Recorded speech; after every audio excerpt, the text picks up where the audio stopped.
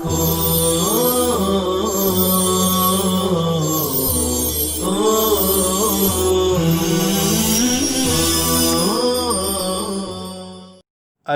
للہ رب العالمین والصلاة والسلام علی سید المرسلین وعلی آلہ وصحبہ اجمعین اما بعد. عزیز طلبہ کرام، مصنف اور مصنف حضرت امام طحاوی رحمۃ اللہ علیہ اور آپ کی کتاب شرح معانی الآثار سے متعلق درس اول اور درس ثانی میں کلام کے بعد باری آتی ہے اس کی کہ ہم حضرت امام طحاوی رحمۃ اللہ علیہ کے مشائخ و اساتذہ، آپ کے شاگرد و تلامذہ اور حدیث پاک کی تعریف اور اس کی قسمیں وغیرہ بیان کریں. لیکن یہ وہ چیزیں ہیں جنہیں آپ طحاوی شریف کی شروحات و متعلقات میں دیکھ سکتے ہیں اور کتب حدیث کے دوران درس سن سکتے ہیں. اس لیے مناسب معلوم ہوتا ہے کہ آج کے اس درس ثالث میں اصل کتاب کا آغاز کر دیا جائے. اصل درس و مقدمۃ الکتاب کو شروع کرنے سے پہلے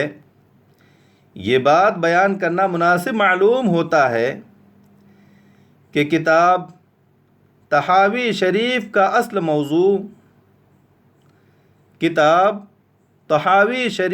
اصل موضوع علم خلافیات نہیں ہے، جیسا کہ بہت سے لوگ خیال کرتے ہیں، بلکہ اس کا اصل موضوع ہے منکرین حدیث کا رد. کیونکہ منکرین حدیث کا یہ خیال تھا کہ جب احادیث و آثار مبارکہ باہم متعارض ہیں کہ ایک حدیث پاک سے کوئی حکم ثابت ہو رہا ہے تو دوسری حدیث سے اس کے برعکس حکم حاصل ہو رہا ہے، تو تعارض و ٹکراؤ کی صورت میں عمل کرنا کیسے ممکن ہے؟ اس لیے وہ حجیت حدیث کا انکار کر بیٹھے، جبکہ ان کے اس انکار کی وجہ یہ تھی کہ انہیں یہ پتہ نہیں تھا، انہیں یہ علم و اطلاع نہیں تھی کہ تعارض بین الآثار کی صورت میں کن آثار پر عمل کرنا واجب ہوتا ہے اور کون سی متروک العمل ہوتی ہیں. حضرت امام طحاوی رحمۃ اللہ علیہ نے اپنی اس کتاب میں احکام سے متعلق آپ صلی اللہ علیہ وسلم کی احادیث مبارکہ متعارضہ کو ذکر کیا، ان میں ناسخ و منسوخ کی تعیین فرمائی اور کتاب اللہ، سنت مجتمع اور عقل و قیاس کی شہادت و تائید سے ان احادیث و آثار کو نمایاں اور واضح کیا جو واجب العمل ہیں. اب آئیے مقدمۃ الکتاب کی عبارت، اس کا ترجمہ، پھر اس کے بعد اس میں جو باتیں بطور خلاصہ پیش کی جائے گی اسے سمجھتے ہیں. قال ابو جعفر احمد بن محمد بن سلامۃ ابن سلمۃ الازدی الطحاوی رحمہ اللہ تعالی. قال ابو جعفر احمد بن محمد بن سلامۃ ابن سلمۃ الازدی الطحاوی رحمہ اللہ تعالی. ابو جعفر احمد ابن محمد ابن سلمہ ازدی تحاوی نے فرمایا سألنی بعض اصحابنا من اہل العلم ان ادع له کتابا اذکر فیہ الآثار الماثورة عن رسول اللہ صلی اللہ علیہ وسلم فی الاحکام التي يتوهم اہل الالحاد والضعفة من اہل الاسلام ان بعدها ينقض بعدا۔ مجھ سے میرے بعض اہل علم اصحاب نے مطالبہ کیا کہ میں ان کے لیے ایسی کوئی کتاب تصنیف کروں جس میں ان احادیث کو ذکر کروں جو رسول اللہ صلی اللہ علیہ وسلم سے منقول ہیں، ان احکام سے متعلق جن میں کجرو اور کمزور مسلمانوں کو یہ وہم ہوتا ہے کہ ان احادیث کا بعض کو توڑ دیتا ہے، یعنی یہ احادیث باہم متعارض ہیں۔ لقلت علمہم بناسخها من منسوخها وما یجب به العمل منها، اور ان کا یہ وہم اس وجہ سے ہے کہ وہ آثار ناسخ و منسوخ اور ان آثار سے واقفیت کم رکھتے ہیں جن پر عمل کرنا واجب ہے۔ لما یشہد له من الکتاب الناطق والسنة المجتمع علیہا، جس کی شہادت و گواہی کتاب ناطق یعنی کتاب اللہ اور سنت مجتمع دیتی ہے۔ وَأَجْعَلُ لِذَلِكَ أَبْوَابًا أَذْكُرُ فِي كُلِّ كِتَابٍ مِّنْهَا مَا فِيهِ مِنَ النَّاسِخِ وَالْمَنْسُوخِ وَتَأْوِيلَ الْعُلَمَاءِ وَاحْتِجَاجَ بَعْضِهِمْ عَلَى بَعْضٍ، اور میں ان آثار کے لیے ابواب قائم کروں گا، میں ان ابواب میں سے ہر کتاب میں وہ آثار ذکر کروں گا جو اس کتاب میں ہیں، ناسخ اور منسوخ میں سے، اور حضرات علماء و مجتہدین کے رجحانات، اور ان میں سے بعض کا بعض کے مقابلے میں استدلال کرنا، وَإِقَامَةَ الْحُجَّةِ لِمَنْ صَحَّ عِنْدِي قَوْلُهُ مِنْهُمْ بِمَا يَصِحُّ بِهِ مِثْلُهُ مِنْ كِتَابٍ أَوْ سُنَّةٍ أَوْ إِجْمَاعٍ أَوْ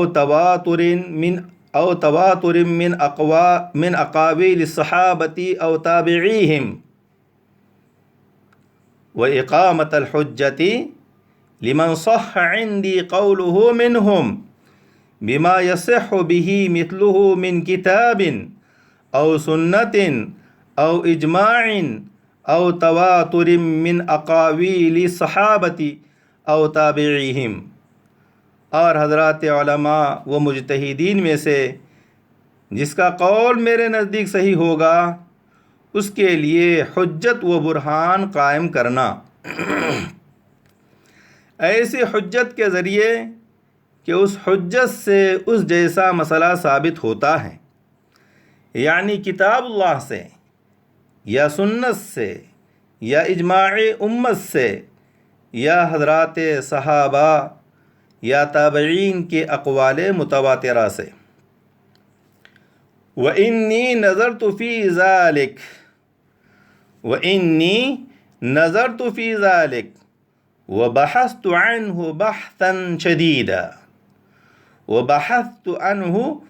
بَحْثًا شَدِيدًا، میں نے اس سلسلے میں بڑا غور و فکر کیا اور کھود کرید کیا۔ فَاسْتَخْرَجْتُ مِنْهُ أَبْوَابًا عَلَى النَّحْوِ الَّذِي سَأَلَ وَجَعَلْتُ ذَلِكَ كُتُبًا ذَكَرْتُ فِي كُلِّ كِتَابٍ مِّنْهَا جِنْسًا مِّن تِلْكَ الْأَجْنَاسِ، پس میں نے اس سے چند ابواب کا ان کی درخواست کے مطابق استنباط و استخراج کیا۔ فاستخرجت منہ ابوابا، پس میں نے اس سے چند ابواب کا ان کی درخواست کے مطابق استنباط و استخراج کیا، اور میں نے اس کو چند کتابیں قرار دیا، اور ان کتابوں میں سے ہر کتاب میں ایک جنس کے آثار ذکر کر دیا۔ عزیز طلبہ اعظام، یہ آپ کے سامنے موجود مقدمۃ المؤلف اور خطبے کا ترجمہ ہوا، جس کا ما حصل و خلاصہ یہ ہے کہ حضرت امام طحاوی رحمۃ اللہ علیہ سے آپ کے بعض تلامذہ و احباب نے یہ درخواست کی کہ آپ رحمۃ اللہ علیہ ایسی کوئی کتاب تصنیف فرمائیں جس میں احکام سے متعلق آپ صلی اللہ علیہ وسلم کی مرویات جمع ہوں۔ اور آپ کے تلامذہ و احباب کی اس درخواست و التماس کا باعث و سبب یہ بنا کہ بعض ملحدین اور ضعیف الایمان مسلمانوں کا یہ خیال تھا کہ روایات و آثار میں ایسا تعارض و تناقض اور باہمی ٹکراؤ ہے کہ اس کی وجہ سے ان پر عمل کرنا ممکن نہیں ہے۔ حالانکہ ان کا یہ خیال ناسخ و منسوخ کے سلسلے میں قلت علمی کی وجہ سے تھا، اور ان واجب العمل آثار کے سلسلے میں کم علمی کی وجہ سے تھا، جن کی تائید کتاب اللہ اور متفق علیہ احادیث سے ہوتی ہیں۔ ان تلامذہ و احباب کی یہ درخواست بھی تھی کہ امام طحاوی رحمۃ اللہ علیہ ان واجب العمل آثار و احادیث کے لیے ابواب و انواع متعین کر دیں، پھر ہر باب کے تحت اس سے متعلق ناسخ و منسوخ احادیث و آثار کو نیز تاویلات علماء کو اور بعض کا بعض کے خلاف استدلال بھی ذکر ہوں، اور علماء میں سے جس کا قول آپ کے نزدیک راجح ہو اس کی تائید کتاب اللہ، سنت رسول اللہ، اجماع امت اور صحابہ و تابعین کے اقوال متواترہ سے پیش کی جائے۔ چنانچہ امام طحاوی رحمۃ اللہ علیہ نے اس بارے میں بڑا غور و فکر فرمایا، جس کے نتیجے میں آپ نے اپنے تلامذہ و احباب کی درخواست کے مطابق ابواب کا استخراج و استنباط کیا، اور احکام سے متعلق آثار و روایات کو مختلف ابواب میں ذکر کر دیا۔ آپ نے ہر باب میں ذکر کردہ مسئلے سے متعلق آثار ہی کو ذکر فرمایا ہے،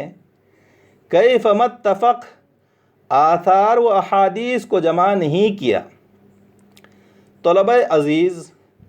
آج کے اس درس ثالث میں مقدمۃ المؤلف کے ترجمے اور اس کے خلاصے پر اکتفا کرتا ہوں۔ بقیہ انشاءاللہ آئندہ کلام ہوگا۔ والسلام علیکم ورحمۃ اللہ وبرکاتہ۔